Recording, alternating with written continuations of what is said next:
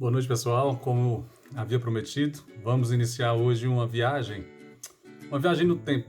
E eu quero te convidar para fazer parte dessa viagem. Então, entre na mochila psicológica e vamos fazer essa caminhada até Nazaré, Jerusalém, toda a Galileia e percorrer o caminho que Jesus fez, fazendo o que ele se propôs a fazer, que era a pregação do reino. E a gente vai fazer essa viagem pautado nessa apostila. Deixa eu ver se eu consigo colocar para vocês aqui. Isso. Essa apostila e a ferramenta mais importante, a principal, que é a palavra. Então a nossa ideia é, a partir de agora, a gente fazer vários vídeos, eu não sei se dá para chamar de live porque não é ao vivo, né? Eu vou colocar os textos, vou fazer uma pequena edição, mas a partir de hoje nós vamos fazer vários vídeos como este, tratando sobre este assunto. O reino, a sua implementação, o porquê que Jesus deu tanta ênfase ao reino dos céus, porquê que ele ensinou na oração do Pai Nosso, pedir ao Pai que trouxesse o seu reino para a terra assim como é no céu. E no final de todo esse trabalho nós vamos fazer uma live, ou eu não sei como é chamado, uma interação com vocês. A gente vai tirar dúvidas, vai bater papo e vai ser bem bacana. Mas isso eu acho que daqui a 15, 20 vídeos, porque o assunto é bem interessante, é extenso e a gente vai fazer uma boa caminhada. Não repare no meu estúdio, estou no quarto da Mariana, vou ter que devolver logo. Então, quanto antes conversar, melhor. Nós vamos usar dois textos básicos que nortearão a nossa conversa desde o início. O primeiro deles é Gálatas capítulo 4, versículo 4. Eu quero ler para você o texto e você pode acompanhar comigo aí quando você estiver assistindo o vídeo. Gálatas capítulo 4, versículo 4, a carta de Paulo à igreja da Galácia, os Gálatas. Diz assim: vindo, porém, à plenitude do tempo, Deus enviou seu Filho, nascido de mulher, nascido sob a lei, para resgatar o que estavam sob a lei, a fim de que recebêssemos a adoção de filhos. Então, é bem claro a visão de Paulo em relação ao momento certo que Jesus deveria vir. E ele fala que na plenitude do tempo. Ele não usa, inclusive, no plural, ele usa no singular.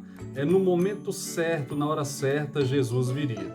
A história diz que o momento que Jesus veio é um momento muito específico, porque tudo estava proporcionando a evolução e a propagação do reino e do evangelho. Roma dominava, Roma não interferia na religião desde que um dos deuses fosse o imperador romano. A Grécia havia implementado a língua grega, que traria a facilidade para a pregação do evangelho.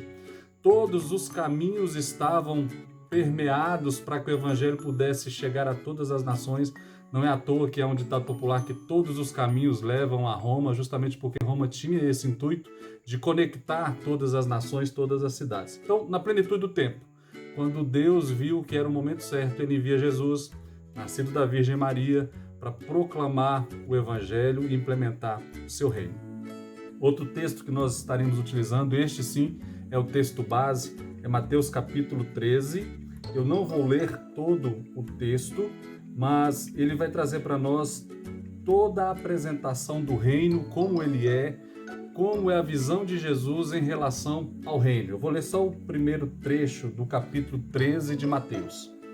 Naquele mesmo dia, saindo Jesus de casa, assentou-se à beira do mar, e grande multidão se reuniu perto dele, de modo que entrou num barco e se assentou, e toda a multidão estava em pé na praia. O verso 3 diz: e de muitas coisas lhe falou por parábolas, e dizia: eis que o semeador saiu a semear. E ao semear, uma parte caiu à beira do caminho, e vindo as aves comeram. Outra parte caiu em solo rochoso, onde a terra era pouca, e logo nasceu. Visto não ser profunda a terra, saindo porém o sol, a queimou. E porque não tinha raiz, secou-se. Outra caiu entre os espinhos, e os espinhos cresceram e sufocaram. Outro, enfim, caiu em boa terra e deu frutos a 100, 60 e a 30 por um. Quem tem ouvidos para ouvir, ouça. Aqui inicia a trajetória, ou o paralelo que Jesus faz entre o reino e a parábola do semeador. Então, se você quiser entender o reino dos céus, se você quiser entender a mente de Cristo, você deve entender com clareza a parábola do semeador. O interessante é que João Batista se destacou pela tônica que ele trouxe na sua pregação no deserto. Em Mateus capítulo 3, versículo 2, ele diz assim: arrependei-vos, porque é chegado o reino dos céus. A Bíblia vai mostrar que não houve homem nascido de mulher que fosse como João Batista, o maior dos profetas. Ele é considerado o maior dos profetas justamente porque ele é aquele que iria iniciar a anunciação da implementação do reino ou nascimento de Jesus. Então, quando João Batista vai para o deserto, é considerado como louco, a tônica do seu discurso é arrependei-vos, porque é chegado. Ele não está dizendo que vai chegar, que irá vir, não, é chegado, porque ele tinha a plena consciência, a plena concepção que Jesus estava ali e o reino já seria implementado logo na sequência. O interessante que este reino inaugurado por Jesus, pelo Messias, é o que haveria de vir trazer a mensagem de esperança, a qual João também testemunhou em vários momentos. João capítulo 1, do versículo 1 a 36, vai trazer para nós toda a questão do discurso e da perspectiva de João. A sua expectativa, a visão ou o desejo que tinha no seu coração era que Jesus viesse e já fizesse logo o ajuntar do trigo, botar fogo na palha. Em Mateus 3, verso 10 diz: e já é posto ao machado a raiz das árvores.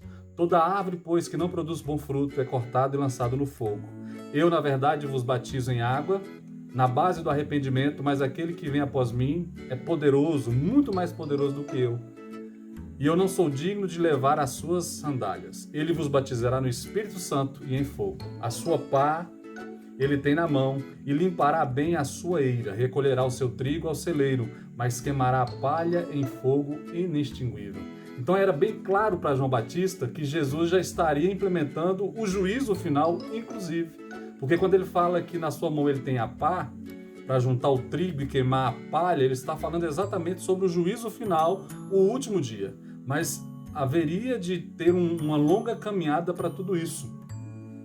Nós vamos ver então que João presencia e escuta Jesus arrebatando seus apóstolos, trazendo para si os discípulos, e o evangelho então começa a ser pregado aos pobres. E o interessante é que quando o evangelho começa a ser pregado aos pobres, ele entende claramente que é o trigo que está sendo ajuntado, que é o trigo que está sendo trazido para próximo do celeiro. Mas ele não consegue ver a palha sendo queimada e nem o machado colocado à raiz. Daí eu quero fazer uma observação. Quando João está preso, quando ele está na cadeia e ele fica cheio de dúvidas, ele pede aos seus discípulos, João Batista, para ir até Jesus e perguntar se Jesus é aquele que haveria de vir ou se eles deveriam esperar outro Messias. Porque ele viu o trigo sendo ajuntado, mas ele não viu a palha ser queimada. E no momento de angústia, de dor e tristeza, ele preso na cadeia, é claro que qualquer ser humano normal teria a sua fé abalada e a angústia do seu coração produziria a dúvida. E ele então manda os seus discípulos perguntar para Jesus. E Jesus então recebe os discípulos de João e diz: espera um pouco. Ele então começa a curar os cegos, dar vista aos cegos. Ele começa a pregar o evangelho para os pobres. Ele começa a curar aqueles que eram aprisionados fisicamente por algum defeito. Os aleijados, os aleijados começam a andar. E Jesus então vira para os discípulos de João e diz: diga para ele. Não que o próprio Jesus era o Messias, mas Jesus pede para os discípulos dizer para João: diga a ele tudo o que viu e ouviu. Que os cegos ouvem, os cegos enxergam, os paralíticos andam, o evangelho é pregado a toda criatura e ao pobre. O interessante então é que Jesus responde a João Batista simplesmente copiando o que está escrito em Isaías capítulo 61, para tirar a dúvida de João Batista.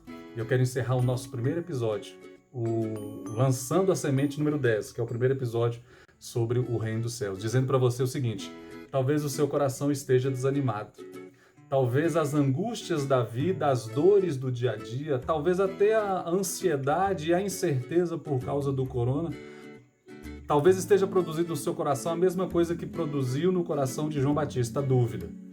O que Jesus quer dizer para você é que o reino já está implementado. Ele já foi implantado por Cristo, já está vigorando, já está conosco.